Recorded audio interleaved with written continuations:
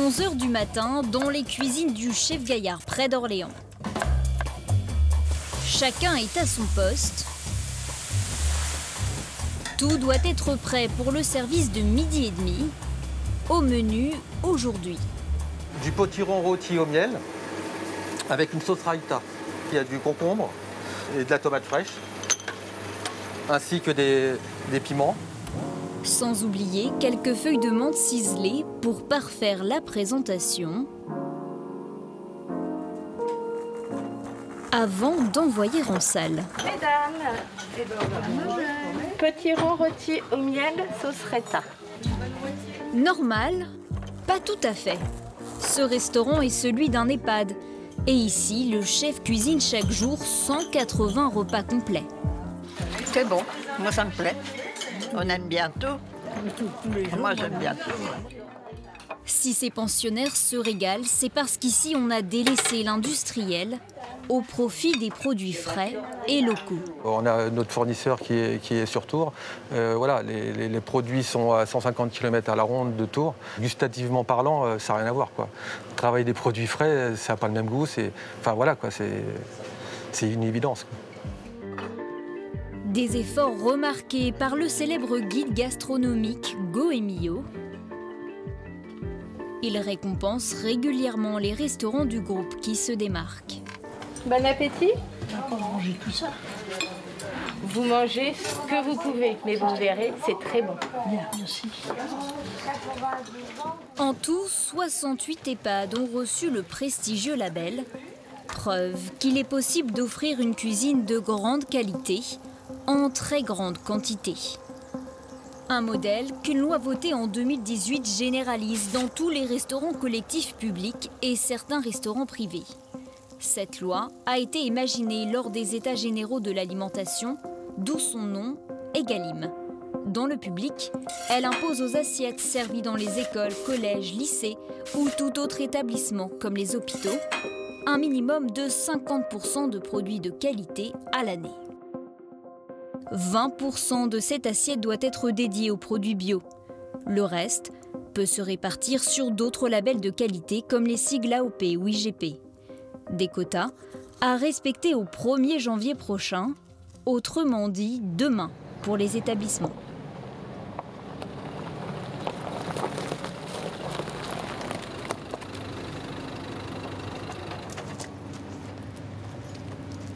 Sacha Ménard est responsable de la production de la cuisine centrale de Tours. Bonjour. Vous allez bien? Ça va, merci, et vous? Impeccable. Bon. Sa cuisine a plutôt misé sur les circuits de proximité pour remplir les objectifs de la loi. C'est à moins d'1 heure de route, à Betz-le-Château, qu'il s'approvisionne en lentilles bio. Oui, on est sur du 5 tonnes à l'année à peu près. À peu près dans ces eaux-là, oui. Voilà, environ. La loi Egalim ne l'oblige pas à privilégier les producteurs locaux. Mais pour Sacha Ménard, c'est une évidence écologique et économique. Un point de vue que partage Philippe Joubert, converti à l'agriculture biologique depuis 28 ans. Encore là, on revient toujours à l'environnement. On essaie d'être le plus... Alors, on n'est pas parfait, hein, mais on essaie d'être le plus clean possible. Et plus on travaille au local, moins on déplace les produits. On sait le coût de faire venir un truc de Chine. Bon, c'est pas forcément le cas pour la nourriture, mais les lentilles produites à Betz-le-Château qui montent à Tours, c'est 50 km. Ce serait bête de les faire venir. Alors, on pourrait les faire venir du Puy. Hein, c'est pas que mes collègues du Puy, mais n'empêche qu'il y a 250-300 km. Donc là, voilà, tout ça, c'est dans le bon sens, quoi. La cuisine centrale de Tours a presque atteint l'objectif de 20% de bio. Sacha Ménard profite de sa visite pour repérer de nouveaux produits. Les huiles de tournesol et les huiles de colza, ça peut permettre d'augmenter notre part de local de bio et de produits made in Touraine. Mais pour espérer retrouver ces huiles dans sa cuisine, il devra passer par un appel d'offres obligatoire pour tout marché public. Les lentilles de la maison Joubert, elles, ont le feu vert et font route vers Tours. La cuisine centrale de Tours est la plus importante de la région Centre-Val de Loire. Elle produit 8000 repas par jour et alimente toutes les écoles de la ville. C'est là que l'on retrouve nos lentilles. Voilà, comme à la maison, hein, avec le petit bouquet garni, l'eau qui va bien, les oignons, du sel, du poivre. Juste le produit naturel, c'est très bien. Et ça, donc, c'est consommé avec les saucisses de Morteau. Donc la saucisse de Morteau, c'est une saucisse IGP. D'avoir des produits comme ça, c'est super agréable en fait. Hein. Ça fait plaisir, voilà. Sortir de l'industriel, c'est toujours bien. Métour a de l'ambition. La ville écologiste veut aller plus loin que la loi Egalim. Elle mise sur une nouvelle cuisine centrale pour atteindre les 100% de fruits et légumes bio locaux, entre autres. Ça ressemblera à une cuisine avec une grosse légumerie, une unité de production qui aura une petite unité de production pour les crèches pour pouvoir isoler et réaliser 100% des mixés maison pour les bébés et un atelier pâtisserie. Un chantier estimé à 10 millions d'euros pour offrir à horizon 2024 une cuisine modèle, plus respectueuse de l'environnement et meilleure pour la santé des enfants.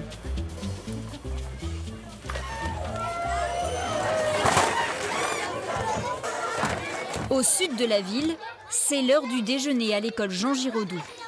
Les lentilles de la maison Joubert vont être servies dans le cadre de la semaine du goût.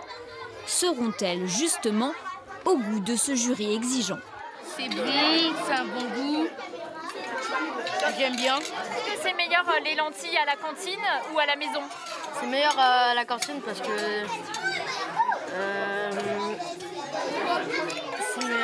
c'est meilleur. C'est parce que c'est habituel à la cantine, mais à la maison, on mange pas trop ça.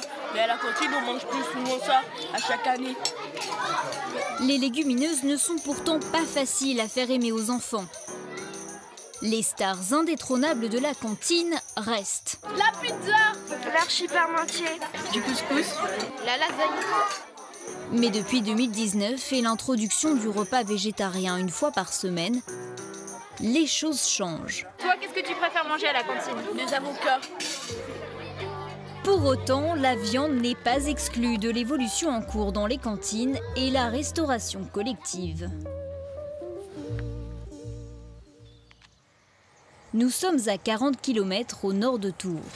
Venez, petit, venez. Venez. Viens. Pascal Naudin est agriculteur.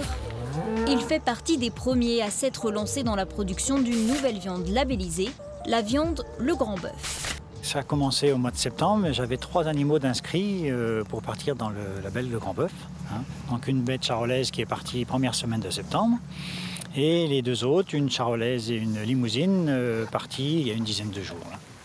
Ce label a été lancé par la Chambre d'agriculture d'Indre-et-Loire pour répondre à la demande croissante en viande de qualité. Donc l'idée avec ce label, en fait, ça a été de construire une filière viande bovine, donc éligible à la loi Egalim. Donc c'est pour ça qu'on a construit un label rouge, pour qu'il puisse en fait être prioritaire pour rentrer en fait dans la restauration collective. Pascal n'a eu aucune difficulté à placer 3 de ses bêtes dans le label. Son exploitation respectait déjà les critères de bien-être animal requis. Pour vous, ce label, qu'est-ce qu'il vous apporte concrètement ? La sécurité financière, voilà, on a un meilleur coût que ce qu'on a pu connaître l'an dernier dans du marché traditionnel, quoi. Donc oui, si ça se stagne et l'année prochaine on est sur les mêmes prix, oui, c'est très bien. L'année prochaine en tout cas, la demande sera bien là. 37 collèges, 4 communes et 4 EHPAD ont passé commande jusqu'en 2025. Une première étape sur le chemin de la cuisine de demain.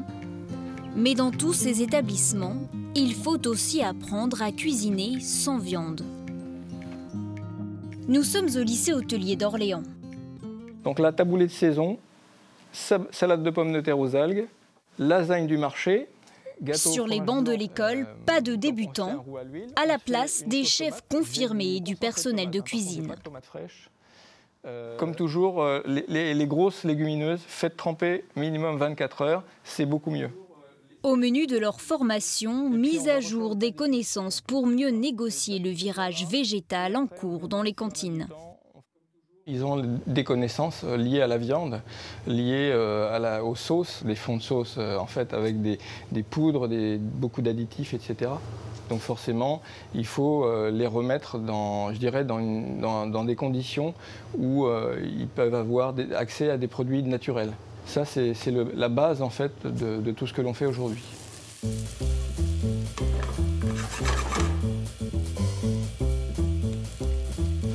Essaye de voir patate douce. Du coup, je la râpe comme... Ouais, t'en mets un petit bout, enfin un petit peu quoi. Ouais, d'accord. Ouais, tu la râpes, on va voir ce que ça donne. Avec peau? Comment? Avec peau? Ah oui, avec peau, hein. Ouais. Exercice du jour, travailler des produits bio de A à Z. L'exception d'hier est presque devenue la règle aujourd'hui. Il y a une évolution de la cantine, la prestation qui est énorme pour moi. Tous ces produits transformés, ça commence à... Je ne dis pas que ça disparaît totalement, mais on en voit de moins en moins. Pascal donne aussi à ses cuisiniers étudiants des idées de recettes pour le menu végétarien. Obligatoire, au moins une fois par semaine dans les écoles publiques et privées. Suggestion du jour, lasagne aux légumes et haricots azuki. Les haricots azuki, c'est ça, ce sont des petits haricots japonais. Et donc ça vient en fait compléter la protéine dans la recette. Les idées plaisent, mais certains participants s'interrogent. Pourront-ils vraiment les reproduire dans leur cuisine ? Le souci de bio, c'est que c'est un petit peu cher, si on peut gagner autre chose. Et après, il faut aussi des moyens derrière.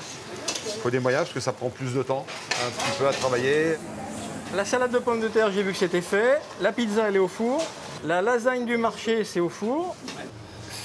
Ça n'a pas forcément un surcoût énorme, en fait, le bio en restauration collective, à partir du moment où on transforme soi-même. Et puis aussi, lorsque vous avez la lutte contre le gaspillage alimentaire, vous prenez un poireau, on ne va pas jeter le verre, on va le garder pour faire un potage. Donc, à partir du moment où vous arrivez à comprendre ça et à jeter le moins possible, et ben, là, vous êtes gagnant, vraiment. Gagnant en qualité, en goût, en maîtrise des coûts, mais aussi humainement, pour tous ceux qui œuvrent en coulisses. Ça nous donne envie de découvrir, d'aller encore plus loin. Ça motive à faire vraiment de préparation, par exemple, du faire maison. On se rend compte qu'on peut le faire avec les moyens qu'on a actuellement.